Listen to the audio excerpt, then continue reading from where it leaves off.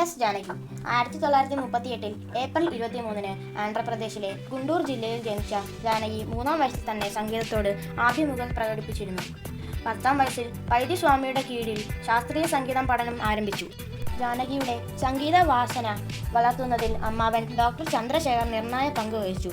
അദ്ദേഹത്തിന്റെ നിർദ്ദേശപ്രകാരം സംഗീത പഠനത്തിനായി പിൽക്കാലത്ത് മദ്രാസിലെത്തി. ആകാശവാണി ദേശീയ തലത്തിൽ സംഘടിപ്പിച്ച ഗാനമത്സരത്തിൽ 2-ാം സ്ഥാനം നേടിയതോടെയാണ് ജാനകി ശ്രദ്ധേയയായത്. വൈകാതെ മദ്രാസിലെ AVM സ്റ്റുഡിയോയിൽ ജോലി ലഭിച്ചു. ചലച്ചിത്ര ഗാനരംഗത്ത് 1957 19-ാം വയസ്സിൽ വിവിധ വിളയാട്ട് എന്ന തമിഴ് സിനിമയിൽ ഡി ചലപതി റാവു ഈണം നൽകിയ ഗാനം ആലപിച്ചുകൊണ്ടാണ് ജാനകി ചലച്ചിത്ര പിന്നണി ഗാനരംഗത്ത് അരങ്ങേറ്റം കുറിച്ചത്. തെലുങ്ക് ചിത്രമായ MLL അവസരം ലഭിച്ചതിനു ശേഷം ജാനകിക്ക് തിരിഞ്ഞു നോക്കേണ്ടി വന്നില്ല. ഭാഷകളെ നിഷ്പ്രഭമാക്കിയ ആ സ്വരമാധുരി ലക്ഷക്കണക്കിന് ആളുകൾ ഹൃദയത്തിൽ സ്വീകരിച്ചു. എല്ലാ ദക്ഷിണേന്ത്യ ഭാഷാ ചിത്രങ്ങളിലും പാടിയിട്ടുള്ള ജാനകി ഹിന്ദി, സിംഹള, ബംഗാളി, ഒറിയ, ഇംഗ്ലീഷ്, സംസ്കൃതം, കൊങ്കണി, തുളു, സൗരാഷ്ട്ര ബടുക, ജർമ്മൻ ഭാഷകളിലും സ്വരസാന്നിധ്യ മാറിയിട്ടുണ്ട്. 1200 പരം മലയാള സിനിമ ഗാനങ്ങൾക്ക് ജാനകി ശബ്ദം പകർന്നിട്ടുണ്ട്. അതിൽ സുപ്രസിദ്ധമായ നിരവധി ഗാനങ്ങൾ ഉൾപ്പെടുന്നു. സംഗീത സംവിധായകൻ MS ബാബുരാജ് ആണ് ജാനകിയുടെ തരുലതമായ ശബ്ദം തിരിച്ചറിഞ്ഞ് അവരെ മലയാളത്തിലേക്ക് എത്തിച്ചത്.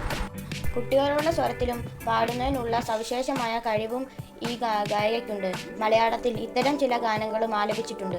28/10/2017 മൈസൂർ മാനസ് ഗംഗോത്രയിലെ ഓപ്പർ അയർ ഓഡിറ്റോറിയത്തിൽ ആയിരങ്ങളെ സാക്ഷികളാക്കി സിനിമയിലും പൊതുവേദിയിലും പാടുന്നത് അവസാനിപ്പിച്ചു. പുരസ്കാരങ്ങൾ. മികച്ച ഗായികയ്ക്കുള്ള ദേശീയ അവാർഡ് 4 തവണയും എസ് ജാനകിക്ക് ലഭിച്ചിട്ടുണ്ട്. 1976 16 വയതിനിലെ എന്ന തമിഴ് ചിത്രത്തിലെ സിന്ദൂര പൂവേ എന്ന് തുടങ്ങുന്ന ഗാനത്തിനാണ് ആദ്യമായി ദേശീയ പുരസ്കാരം ലഭിച്ചത്. 1980 ഓപ്പോൾ എന്ന മലയാള ചിത്രത്തിലെ ഏറ്റുമാനൂർ അമ്പലത്തിൽ എന്ന ഗാനത്തിനും 1984 തെലുങ്ക് ചിത്രമായ സിത്താരയിൽ വെന്നല്ലോ ഗോദാര ആനന്ദം എന്ന് തുടങ്ങുന്ന ഗാനത്തിനും 1992 തമിഴ് ചിത്രമായ തേവർ മകനിൽ ഇഞ്ചി ഇടുപ്പഴക എന്ന് തുടങ്ങുന്ന ഗാനത്തിനുമാണ് ദേശീയ അവാർഡുകൾ ലഭിച്ചിട്ടുള്ളത്. മികച്ച പിന്നണി ഗായികയ്ക്കുള്ള കേരള സംസ്ഥാന അവാർഡ് 14 തവണയും തമിഴ്നാട് സർക്കാരിൻ്റെ അവാർഡ് 7 തവണയും ആന്ധ്രാപ്രദേശ് സർക്കാരിൻ്റെ അവാർഡ് 10 തവണയും ഈ ഗായിക സ്വന്തമാക്കി.